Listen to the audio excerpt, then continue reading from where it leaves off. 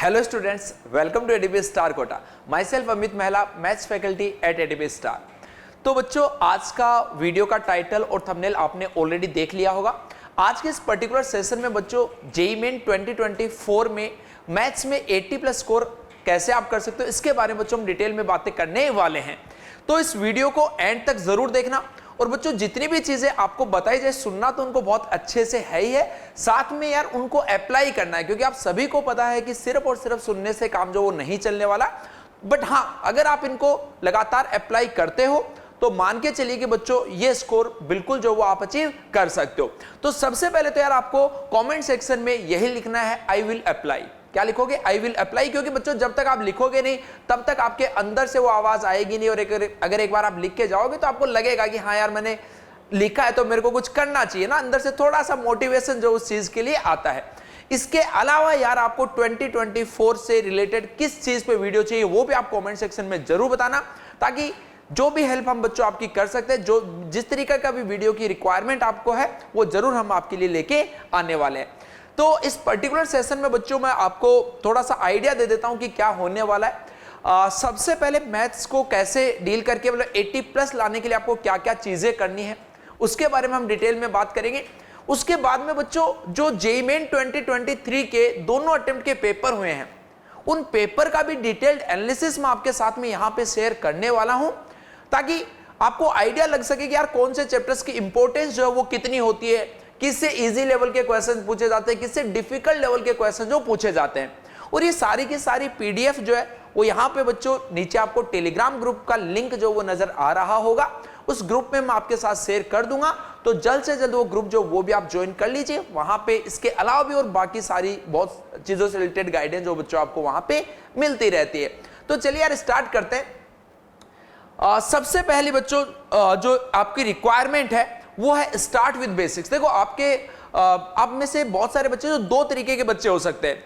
एक वो स्टूडेंट जो मान लो कि अभी जब ड्रॉप उन्होंने लिया है तो इससे पिछले साल उन्होंने मैथ्स में जो वो अच्छा खासा स्कोर जो वो किया होगा, अब उनको इंप्रूव करके 80 प्लस तक जो वो जाना है।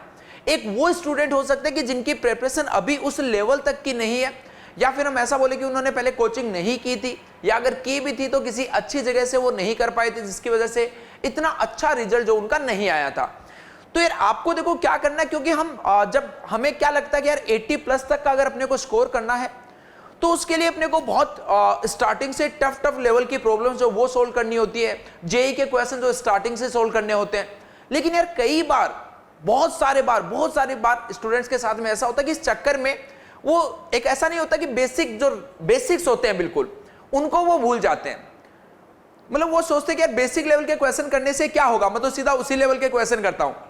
तो ये बच्चों आप ऐसा मान के चलिए कि इस तरीके की जो चीजें हैं वो किसी भी चैप्टर में आपका इंटरेस्ट जो है वो खोने के लिए काफी होती है। तो अगर मान लो अभी भी मैथ्स में आपको कुछ भी नहीं आता है तो भी आप बिल्कुल बेसिक लेवल की जो चीजें उनसे स्टार्ट कीजिए। अब देखो बेसिक लेवल की चीजें क्या है मैथ्स में, ये बहुत सारे बच्चों के साथ जो जनरली प्रॉब्लम होती है कि जिनके मार्क्स नहीं आ रहे होते, उसका बच्चों जो सबसे बड़ा रीजन होता है वो यही होता है कि उनके बेसिक्स जो वो काफी वीक होते हैं। और फिर वो जब चैप्टर्स में उनको चीजें कॉन्सेप्ट, कई बार सुना होगा ना कॉन्सेप्ट तो सर समझ में आया बट अप्लाई नहीं कर पा रहा हूं, या सिली मिस्टेक्स हो गई, तो उन सबका मेन रीजन ये होता है कि अपने बेसिक्स जो वही उतने स्ट्रॉन्ग नहीं होते। तो आप आज से ही अपने बेसिक्स पे बच्चों काम करना स्टार्ट कर दीजिए। बेसिक्स का मतलब हो गया कि जैसे आप लोग बोल सकते हो, इनइक्वालिटीज बोल सकते हो, मॉड्यूलस वाली चीजें, ग्रेटेस्ट इंटीजर फंक्शन, ये बेसिक लेवल की वो चीजें बेटा जो ऑलमोस्ट हर एक चैप्टर्स में कहीं पे भी जो यूज में आ सकती है। तो बेसिक से आप स्टार्ट कीजिए और फिर धीरे धीरे ग्रेजुअली जो अपना लेवल जो उसको इंक्रीज करते जाइए। अगर आप डायरेक्टली सोचोगे कि मैं आज ही वहां तक 80 प्लस तक पहुंच जाऊं तो ये बच्चों बहुत मुश्किल है। छोटे टास्क बनाइए। अगर मान लो अभी आपके 10 to 15 मार्क्स आ रहे हैं तो आप ट्राई कीजिए पहले 30 to 35 तक लेके कैसे जाया जाए, है ना। 15 to 20 मार्क्स का इंक्रीमेंट जो वो बच्चों आप हर एक महीने में जो वो अपने आप से एक्सपेक्ट करो और उस छोटे से टारगेट को पहले अचीव करो, ताकि आप में बच्चों कॉन्फिडेंस आए। और जब एक बार वो कॉन्फिडेंस आ जाता है तो फिर आप 80 प्लस या 90 प्लस स्कोर कहीं तक भी बच्चों आप जा सकते हो, अगर आपके बेसिक्स जो वो आपने अच्छे से स्ट्रॉन्ग कर लिए हैं तो। चलिए सेकंड बच्चों यहां पे स्ट्रगल मेक्स यू स्ट्रॉन्गर। ये एक्चुअल में काफी सारे बच्चों के साथ में जो प्रॉब्लम होती है वो प्रॉब्लम क्या होती है वो यार मैं आपको बता देता हूं थोड़ा सा। हम क्या करते हैं कि भाई मैथ्स सब्जेक्ट थोड़ा सा क्या है कि प्रैक्टिस ज्यादा डिमांड करता है आपसे, और थोड़ा सा आपका माइंड जो उसके अंदर ज्यादा आप ऐसा मान सकते हो कि चेक किया जाता है। जब तक आप प्रॉब्लम्स को खुद से सोल्व नहीं करते हैं तब तक आपका माइंड डेवलप नहीं हो पाता, या फिर आप ऐसा बोल सकते हो कि जो नई प्रॉब्लम्स आती हैं उनको हम सोल्व नहीं कर पाते। जैसे ऐसा होता होगा ना कि सर यार जो मैंने क्लास में जो सर ने कराया वो सब समझ में आया, फिर डीपीपी दी वो भी समझ में आया, लेकिन टेस्ट में जो क्वेश्चंस है वो सोल्व नहीं हो रहे। तो उसका सबसे बड़ा रीजन बच्चों ये होता है कि हम जब प्रैक्टिस कर रहे होते हैं तो वहां पे हम किसी पर्टिकुलर क्वेश्चन को ज्यादा टाइम नहीं देते। हम थोड़ा सा क्वेश्चन को देखते हैं, थोड़ा सा ट्राई करते हैं, अगर नहीं हुआ तो या तो डायरेक्टली उसका सॉल्यूशन देख लेंगे, या फिर अपने टीचर से पूछ लेंगे, या फ्रेंड से पूछ लेंगे। तो ये चीजें आपके माइंड को वीक करती है, लगातार अपनी हैबिट बन जाती है बच्चों कि जैसे जैसे क्वेश्चन हमसे नहीं हुआ तुरंत हमने किसी की हेल्प ले ली। तो आपको इस चीज को स्टार्टिंग से ही अवॉइड करते हुए चलना है। ऐसा नहीं कि 3-4 महीने बाद में ये वाली चीज पे आप काम नहीं कर पाओगे। ये सब बच्चों वो बातें हैं जब आप आज से अपनी जब जर्नी स्टार्ट कर रहे हो तभी से आपको अपनी मिस्टेक्स को रेक्टिफाई जो वो करते हुए चलना है। तो आपके पास जब भी क्वेश्चन आता है उस क्वेश्चन के अंदर आप अपना पूरा दिमाग लगाइए। आपसे क्वेश्चन एक बार में नहीं हो रहा, 2 बार में नहीं हो रहा, 3 बार में नहीं हो रहा, उसको आप ट्राई करते जाइए। 3-4 बार मान लो आपने ट्राई कर दिया, उसके बाद भी सॉल्यूशन पे नहीं जाना। अगर मान लो आपसे नहीं हो रहा वो क्वेश्चन तो आप अगले क्वेश्चन पे जंप कर जाइए। धीरे धीरे 2, 4, 5, 10 दूसरे बाकी के क्वेश्चन कीजिए, उसके बाद में एक बार दोबारा से उस क्वेश्चन को ट्राई मारिए। क्योंकि कई बार क्या होता है कि हम मान लो एक ही गो में एक क्वेश्चन को 2-3 बार ट्राई करते तो अपना माइंड थोड़ा सा ब्लॉक हो जाता है। बार बार अपना ध्यान उसी चीज में जाता है कि हम इसमें क्या कर रहे थे, एक्चुअली उसमें नहीं जाता कि अपने को क्या करना चाहिए। बार बार अपने को लगता है कि यार अच्छा ये कर रहा था तो इसमें ये कर लेता हूं, इसमें वो कर लेता हूं। तो उसमें कई बार माइंड ब्लॉक हो जाता है अपना। 3-4 बार अगर लगातार ट्राई करते हैं तो आप थोड़े टाइम के बाद में जब आप दोबारा से क्वेश्चन पे जाओगे तो कई बार चांसेस होते हैं कि वो क्वेश्चन जो आपसे सोल्व हो जाएगा। और एक बात और बच्चों बहुत सच है, ऐसे क्वेश्चन जो मान लो आपसे 2-3 बार ट्राई करने के बाद नहीं हुए और तीसरी चौथी बार में ट्राई करने पे आपने खुद से ही सोल्व कर लिया बिना किसी से उसका सॉल्यूशन पूछे, बिना किसी की हेल्प लिए, तो बच्चों मान के चलिए कि लॉन्ग टर्म में वो आपके लिए बहुत हेल्पफुल होगा। अगर आगे जीवन में कभी भी उस तरीके की प्रॉब्लम क्वेश्चन आपसे पूछा जाएगा या उस पर्टिकुलर कॉन्सेप्ट का क्वेश्चन पूछा जाएगा तो मान के चलिए कि हमेशा आप उस क्वेश्चन जो उसको सही करोगे ही करोगे। ठीक है, तो इस चीज का आपको ध्यान रखना है कि हर एक क्वेश्चन पे बच्चों काफी सारा टाइम जो आपको स्पेंड करना है। अगली चीज है वीडियोस ऑफ मल्टीपल टीचर्स। ये वो चीज है बेटा जो आपको नहीं करनी। एक्चुअल में क्या होता है कि जैसे जो 80+ मार्क्स जो बच्चे स्कोर करते हैं वो बच्चे ज्यादातर चीजें जो खुद से कर रहे होते हैं, ज्यादातर क्वेश्चंस की प्रैक्टिस जो खुद से कर रहे होते हैं। लेकिन बाकी सारे बच्चे क्या करते हैं, अगर उनको कोई एक चीज मान लो कहीं से समझ में नहीं, उसने इस टीचर का भी एक जैसे मान लो बहुत ही कॉमन सा एग्जांपल लो, क्वाड्रेटिक इक्वेशन मान लो है, उसमें एक टीचर किसी बच्चे ने एक्स टीचर का भी देख लिया कि अच्छा ये क्या करवा रहे हैं, वाई टीचर का भी देख लिया, जेड टीचर का भी। अब इससे होगा क्या कि यार आप खुद में ही चीजें जो उसके अंदर कंफ्यूज होकर रह जाओगे आपको, क्योंकि सबकी प्रॉब्लम सॉल्विंग की एबिलिटी थोड़ी अलग होती है, अप्रोच जो है वो काफी सारे टीचर्स की अलग अलग होती है। ऐसा नहीं कि कोई गलत है कोई सही है, सारे सही होते हैं। लेकिन अगर आपको इतनी सारी अप्रोचेस पता चलेंगी तो वो आपके लिए अच्छी बात नहीं है, वो आपके लिए नुकसान है। वो एक्चुअल में आपको कंफ्यूज कर देगी। जब एग्जाम में आपका क्वेश्चन आएगा तो आपको रियल में आइडिया नहीं लगेगा इस चीज का कि यार आपको कौन सी अप्रोच के साथ में क्वेश्चन जो सोल्व करना है। तो बेस्ट चीज यही है कि आप किसी भी एक टीचर को जिसके साथ भी आपका कोऑर्डिनेशन अच्छा है उसको फॉलो करना आप स्टार्ट कर सकते हो, बट फिर आप लगातार उस पर पूरा ट्रस्ट करके यार उसी को आपको जो वो फॉलो करते हुए चलना है। ठीक है, आप दूसरे टीचर्स के वीडियोस जो वो आप प्रॉब्लम सॉल्विंग के लिए देख सकते हो, लेकिन कॉन्सेप्ट समझने के लिए और इन सब चीजों के लिए स्किल सीखने के लिए मत कीजिए। सिर्फ और सिर्फ प्रॉब्लम सॉल्विंग की अगर मान लो आपको 10 क्वेश्चन और चाहिए और आपको लगता है कि यार यहां से मेरे को और मिल जाए तो वो चीजें जो आप कर सकते हो, बट कॉन्सेप्ट सीखने के लिए इस तरीके की चीजों के लिए आप बच्चों बार बार आपको नहीं भागना। इसी के साथ यार मैं बीच में आपको थोड़ी सी इंफॉर्मेशन दे देता हूं कि एटीपी स्टार का जेईई मेन 2024 के लिए एकलव्य बैच और जेईई एडवांस के लिए बच्चों वॉरियर बैच जो है इसकी क्लासेस 23 मई से स्टार्ट हो रही है। कब से स्टार्ट हो रही है? 23 मई से। ये दोनों ही बैच बच्चों ऑनलाइन भी होने वाले हैं और साथ ही साथ में यहाँ पे कोटा में ऑफलाइन भी बच्चों ये बैचेस जो चलने वाले हैं। इसमें डायरेक्टली मैथ्स आपको मैं पढ़ाने वाला हूँ, फिजिक्स आप सूर्यभान सर, केमिस्ट्री में आप विनीत सर को जानते ही, तो ये सारे लोग बच्चों आपको यहाँ पे मिलके पढ़ाने वाले हैं। तो ये ऑनलाइन की चीजें आप देख सकते हो कि यहाँ पे पर्सनल केयर, पर्सनल गाइडेंस जो वो भी बच्चों आपको दी जाएगी और ऑनलाइन में स्पेशली हाई क्वालिटी के डिजिटल बोर्ड के लेक्चर्स बच्चों आपको मिलने वाले हैं। डाउट सॉल्विंग जो सेशंस आपके लाइव क्लासेस वो आपको उन्हीं टीचर से मिलने वाले हैं जो टीचर आपको आपके बैच में पढ़ाने वाले हैं। इसके अलावा बहुत सारी की सारी फैसिलिटीज आपको बच्चों डायरेक्टली आप अपने ही टीचर से कांटेक्ट में रहकर उनसे गाइडेंस ले सकते हो, उनसे डाउट्स जो वो डायरेक्टली डिस्कस कर सकते हो, कोई भी कॉन्सेप्चुअल डाउट या कोई भी क्वेश्चन। तो आप मान के चल सकते हो कि ये बैच जो वो आपके लिए वन स्टॉप सॉल्यूशन होने वाला है। इस बैच को ज्वाइन करने के बाद आपको किसी तरीके की प्रॉब्लम नहीं होगी। आपको ये नहीं सोचना पड़ेगा कि ये मटेरियल का क्या करूं, कौन से टीचर से पढ़ूं, कैसे पढ़ूं, डाउट किससे पूछूं। ये सारी चीजें बच्चों आपके इस पर्टिकुलर बैच के साथ में जो वो सोल्व होने वाली है। तो ये बैच जो वो कब से आपका स्टार्ट हो रहा है, 23 मई से इसकी नेक्स्ट फेज जो वो स्टार्ट हो रही है। तो इस बैच का हिस्सा बनके बच्चों आप अपने ड्रीम कॉलेज जो उसको अचीव कर सकते हो। ठीक है, तो इस बैच का हिस्सा आप आज ही बन सकते हैं। चलिए यार, नेक्स्ट हम बात करते हैं give more time to maths. Actually काफी सारे बच्चों की प्रॉब्लम क्या होती है कि वो ऐसा सोचते हैं कि तीनों सब्जेक्ट में इक्वल टाइम दे, बट कहीं ना कहीं ये चीज यार आपको माननी पड़ेगी कि मैथ्स जो वो बाकी फिजिक्स और केमिस्ट्री के कंपैरिजन में ज्यादा टाइम जो वो आपसे डिमांड करता है। क्योंकि देखो फिजिक्स में भी कुछ ना कुछ थ्योरेटिकल पोर्शन जो वो आता ही है, केमिस्ट्री में काफी सारा आता है। तो मैथ्स में एक तो वैसे ही न्यूमेरिकल वाला पोर्शन ज्यादा है, तो उसको सोल्व करने में ऑब्वियस सी बात है कि थोड़ा ज्यादा टाइम लगता है। इसके अलावा इसका एक रीजन ये भी है कि यार मैथ्स का पेपर जो वो भी थोड़ा सा लेंदी और डिफिकल्ट साइड में रहता है। तो उसमें अब ऐसा है कि देखो आरओआई अगर हम बात करेंगे तो आरओआई फिजिक्स और केमिस्ट्री में ज्यादा है कि उतने ही टाइम में पढ़ के आप वहां पे ज्यादा मार्क्स ला सकते हो। बट आपका एम कम ज्यादा मार्क्स नहीं है, आपका एम है 80+ मार्क्स लेके आना। तो यार 80+ मार्क्स लाने के लिए आपको अच्छा खासा टाइम जो उसमें मैथ्स सब्जेक्ट जो उसको आपको देना पड़ेगा। ठीक है, कई बार क्या होता है कि अपने को ऐसा लगता है कि यार मैथ्स में थोड़ा सा मेरे से कम प्रॉब्लम सोल्व हो रही है, तो ऐसे केस में हम फिजिक्स और केमिस्ट्री में ज्यादा टाइम देने लग जाते हैं। लेकिन बहुत ही कॉमन सेंस की चीज है कि यार जो चीज आपसे नहीं हो रही है या जिसमें आपको करने में टाइम लग रहा है उसको आप ज्यादा टाइम दीजिए। अगर आपको रियल में ऐसा है कि आपको करना ही करना है। अब अगर किसी को ऐसा है कि भाई नहीं मेरे को मैथ्स में 80+ नहीं लाना, थोड़े से मार्क्स आ जाए उसमें काम चल जाए, तो वो बच्चा तो फिर कम टाइम भी दे सकता है। बट यस, जिस बच्चे का एम है कि भाई मेरे को मैथ्स में 80+ स्कोर करना है, उसको बच्चों अच्छा खासा टाइम जो वो मैथ्स को देना चाहिए। चलिए यार अगली बात करते हैं हम यहां से। नेक्स्ट है रिवाइज द फॉर्मूला रेगुलरली। अब देखो इसमें इसका क्या इंपैक्ट आता है। हम कई बार जैसे ये आपके साथ भी होता होगा कि जब हम चैप्टर्स पढ़ रहे होते हैं तो उस टाइम पे तो अपने से प्रॉब्लम्स जो वो भी सोल्व हो जाती है, फॉर्मूला जो वो भी याद हो जाता है। लेकिन थोड़े टाइम बाद में हम चीजें जो बच्चों उनको भूलने लगते हैं।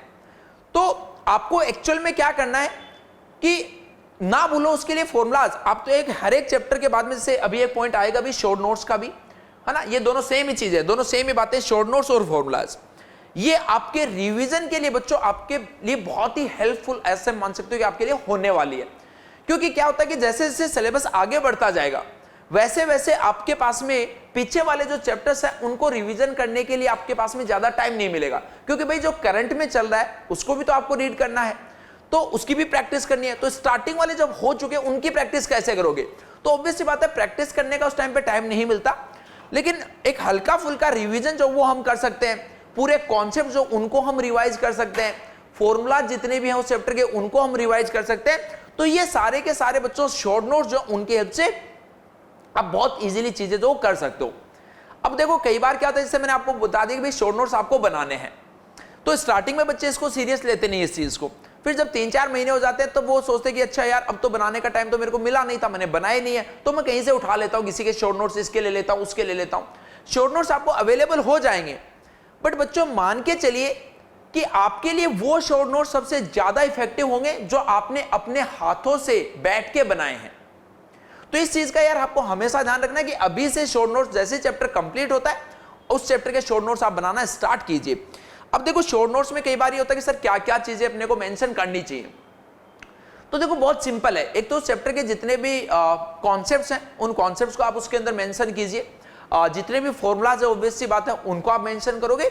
इसके अलावा जैसे बीच बीच में टीचर कई बार नोट आपको लिखवा रहे होते हैं, स्पेशल नोट लिखवा रहे होते हैं, या कुछ एक्सेप्शन मैथ्स में वैसे तो होते नहीं बट कुछ नोट लिखवा रहे होते हैं, तो वो सारे नोट जो हैं वो आपकी नोटबुक में इंक्लूड होने चाहिए। इसके अलावा जैसे कई बार आपने देखा आपकी क्लासेस में भी टीचर्स ऐसे आपको बताते हैं कि यार ये वैरायटी जो इस टाइप के क्वेश्चंस की वो जेईई में बहुत बार पूछा जाता है, इस पर्टिकुलर कॉन्सेप्ट से जेईई में सबसे ज्यादा सवाल पूछे गए हैं। तो उस कॉन्सेप्ट के आप 2-3 क्वेश्चन जो है वो भी आप शॉर्ट नोट्स जो उसके अंदर जरूर बच्चों मेंशन आपको करने चाहिए, ठीक है। तो शॉर्ट नोट्स जो वो अपनी अगली टारगेट है, इसको आपको अभी से जो साथ साथ में स्टार्ट करते हुए चलना है। अगली चीज है कंसिस्टेंसी इज द की। ये देखो, ये वैसे मैथ्स के लिए नहीं बता रहा, ये सारे सब्जेक्ट्स के लिए है। कंसिस्टेंस जितना आपकी रहेगी कंसिस्टेंसी, उतना ज्यादा आपके लिए बेटर रहेगा। अब एक तो चीज, पहली चीज तो ये कि कंसिस्टेंट रहना अपने आप में बड़ा डिफिकल्ट होता है। ये तो सबको पता है कि सर कंसिस्टेंसी रखनी चाहिए, इसमें कोई बड़ी चीज नहीं है। लेकिन मेन मुद्दा है कि वो रहती कैसे है। तो देखो, मैं आपको बहुत ही एक छोटी सी चीज बताता हूं। कंसिस्टेंसी बेसिकली उन चीजों में रखना बहुत आसान होता है जिनमें आपका इंटरेस्ट डेवलप हो जाता है। क्योंकि आपको कोई भी थोड़े टाइम बाद, अगर मान लो कि जैसे आप जेई की प्रिपरेशन कर रहे हो, अब अगर मान लो आपका उसमें इंटरेस्ट नहीं है, तो थोड़े दिन तो आप 20 दिन 25 दिन 1 महीना कोई आपको मोटिवेट कर देगा, तब आप पढ़ लोगे, पेरेंट्स ने बोल दिया प्रेशर में पढ़ लोगे।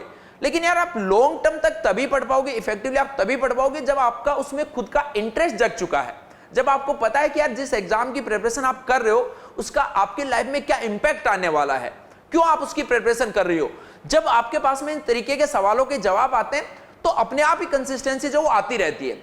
सेकंड जो चीज है, इंटरेस्ट पहली चीज है, तो आपको इंटरेस्ट डेवलप करना है सब्जेक्ट के अंदर, मैथ्स के अंदर आपको अपना इंटरेस्ट जो वो डेवलप करना है। सेकंड, स्टार्टिंग में कोई भी ऐसी भारी भरकम चीजें आपको नहीं करनी है जिससे यार आपका कॉन्फिडेंस जो वो लूज हो जाए, जिससे आप हिम्मत ही हार जाओ कि यार अब मैं आगे क्या ही पढ़ूं, मेरे से तो कुछ हो ही नहीं रहा। इसीलिए मैंने आपको बोला था कि स्टार्टिंग जो वो आपकी बहुत ही बच्चों बेसिक लेवल की जो चीजें उनसे आपको स्टार्ट करना है, ताकि यार एक बार आपका कॉन्फिडेंस जो वो तो बिल्डअप हो। जब आपका कॉन्फिडेंस एक बार बिल्डअप होगा तो आगे की चीजें आपके लिए स्मूथली चलती जाएंगी और वहीं से बच्चों आपको मोटिवेशन मिलेगा लगातार कंसिस्टेंटली जो वो मैथ्स को पढ़ने का।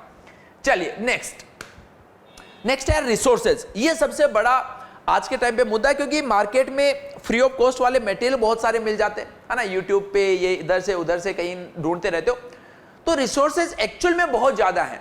तो कई बार यार अपने को समझ ही नहीं आ रहा होता कि कौन सा रिसोर्स जो वो अपने लिए बेनिफिशियल रहेगा, कौन सा ऐसा मटेरियल जिसको करने से मेरी नैया पार लग जाएगी, मेरे को नहीं पता। पहली चीज तो आपको नहीं इस चीज से फर्क पड़ना चाहिए कि आपका पड़ोसी क्या कर रहा है, वो कौन सी बुक को फॉलो करना है, आपको अपने आप पे फोकस करना है। तो पहली चीज तो यार आपका जो भी कोचिंग जहां से भी आप ले रहे होंगे वो स्टडी मटेरियल आपको सबसे पहले फॉलो करना ही करना है। जैसे आप यहाँ पे जो मैंने आपको एकलव्य बैच और वॉरियर बैचेस बताए थे जो 23 मई से स्टार्ट हो रहे हैं, इनके अंदर यार हम आपको सीपीपीस देंगे, इनमें हम आपको डीपीपीस देंगे।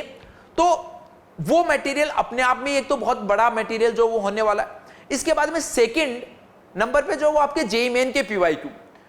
यार आप ये सोच के देखो कि अभी जेईई मेन पिछले 3-4 सालों से 2-2 अटेम्प्ट हो रहे हैं और हर एक अटेम्प्ट में 10 से 12 शिफ्ट जो वो हो रही है। तो वो अपने आप में, जैसे अगर मान लो मैं आपसे बोलूं कि भाई जेईई मेन 2023, तो जेईई मेन 2023 में आप ऐसा मान के चलिए कि बच्चों दोनों अटेम्प्ट में मिला के अराउंड आई थिंक 700 क्वेश्चन जो पूछे गए, क्योंकि लगभग 12 शिफ्ट के आसपास थी और 12 शिफ्ट में आप हर एक में 30 क्वेश्चन मैथ्स के मानोगे तो 360 यानी 720 क्वेश्चन जो पूछे गए एक साल में। इससे पहले भी 720, उससे पहले 4 अटेम्प्ट भी हुए। तो अगर आप यार इतने सारे क्वेश्चंस की प्रैक्टिस कर लेते हो तो आपको वैसे कुछ और करने की जरूरत नहीं है। तो इतना रिसोर्सेज आपके लिए काफी है। बट फिर भी अगर किसी बच्चे को लगता है कि यार उसने लास्ट ईयर ऑलरेडी काफी का सारा कुछ कर लिया था, उसको कुछ नया करने की जरूरत है, तो वो अपनी कोई एक बुक जो उसको सोल्व कर सकता है। अब अगला पॉइंट आता है सर बुक कौन सी सोल्व करनी चाहिए। तो यार देखो, वैसे तो जहां पे भी आप पढ़ रहे होगे वहां के टीचर जो आपको रिकमेंड करते हैं वो बुक आप सोल्व कीजिए। जैसे यहाँ पे हम भी अपने बच्चों को बुक्स जो वो रिकमेंड करेंगे। बट हाँ, अगर आप मान लो सेल्फ स्टडी वगैरह कर रहे हो तो मार्केट में बहुत सारी अच्छी बुक्स अवेलेबल है, किसी एक को पकड़ के आप स्टार्ट कर सकते हो। मेरी अगर रिकमेंडेशन आप जानना चाहते हो तो आप सिंगेज बुक जो है उसको बच्चों फॉलो कर सकते हो, काफी हेल्पफुल जो वो आपके लिए वो रह सकती है। चलिए नेक्स्ट है यार, अब जेईई मेन 2023 का एनालिसिस मैं आपको बता देता हूं ताकि आपको थोड़ा सा आइडिया लग जाए कि यार कौन से चैप्टर्स की इंपॉर्टेंस जो वो कितनी होती है और कौन से ऐसे चैप्टर से हमेशा भी सवाल जो पूछा ही पूछा जाता है। अगर आप चाहते हो कि इन पर्टिकुलर चैप्टर्स के अंदर भी सर हमें बता दीजिए कि कौन से कॉन्सेप्ट जो है वो ऐसे जिनसे लगातार सवाल पूछा जाता है, तो वो भी आप मेरे को कमेंट सेक्शन में जरूर बता सकते हो। नेक्स्ट वीडियो बच्चों आपके लिए मैं वो भी लेके आ जाऊंगा। तो यार यहां पे आप देख पा रहे हो कि एक्चुअल में क्या होता है कि कुछ एक चैप्टर ऐसे होते हैं जिनसे सवाल जो नहीं पूछा जाता। बाकी क्योंकि अराउंड मैथ्स में आप ऐसा मान सकते हो 30 के आसपास चैप्टर्स है, सबसे एक एक सवाल जो ऑलमोस्ट पूछा जाता है। कुछ कुछ चैप्टर्स ऐसे भी हैं जिसे 2-2 3-3 सवाल लगातार पूछे जाते हैं, तो ऑब्वियस सी बात है उनकी इंपॉर्टेंस ज्यादा हो जाती है। लेकिन जैसे जो बच्चा अगर मान लो कि 80 प्लस मार्क्स को टारगेट कर रहा है, जिससे रिलेटेड आज का वीडियो भी है, उसके लिए सारे ही चैप्टर जो वो इंपॉर्टेंट है। पहली बात तो वो कोई भी चैप्टर छोड़ना अफोर्ड नहीं कर सकता, क्योंकि 80 प्लस का मार्क्स का मतलब है कि यार आपको लगभग जो 25 क्वेश्चंस करने होते हैं उसमें से आपको 22 क्वेश्चन जो वो सही करने होंगे। तो इतने क्वेश्चन सही करने के लिए आपका हर एक चैप्टर जो है वो इक्वल इंपॉर्टेंस जो आपके लिए रखता है। बट फिर भी आपको मैं थोड़ा सा यहाँ पे आइडिया लग जाएगा कि यार इंपॉर्टेंस वेटेज जो वो चैप्टर्स की क्या रहती है, तो वो आप यहाँ पे देख सकते हो।